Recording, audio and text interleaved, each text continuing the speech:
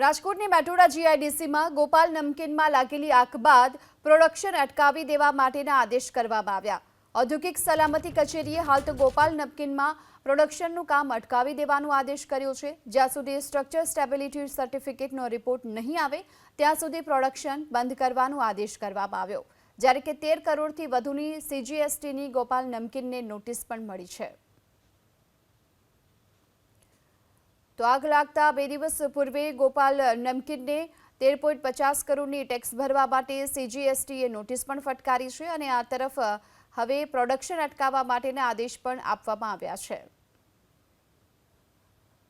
રાજકોટની મેટોડા જીઆઈડીસીમાં ગોપાલ નમકીનમાં લાગેલી આગ બાદ પ્રોડક્શન અટકાવી દેવા માટેના આદેશ કરવામાં આવ્યા। ઔદ્યોગિક સલામતી કચેરીએ હાલ તો ગોપાલ નમકીનમાં પ્રોડક્શનનું કામ અટકાવી દેવાનો આદેશ કર્યો છે। જ્યાં સુધી સ્ટ્રક્ચર સ્ટેબિલિટી સર્ટિફિકેટનો રિપોર્ટ નહીં આવે ત્યાં સુધી પ્રોડક્શન બંધ કરવાનો આદેશ કરવામાં આવ્યો।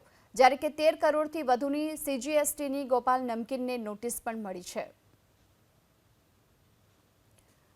તો આગ લાગતા 2 દિવસ પૂર્વે ગોપાલ નમકીનને 13.50 કરોડની ટેક્સ ભરવા માટે સીજીએસટીએ નોટિસ પણ ફટકારી છે અને આ તરફ હવે પ્રોડક્શન અટકાવવા માટેના આદેશ પણ આપવામાં આવ્યા છે।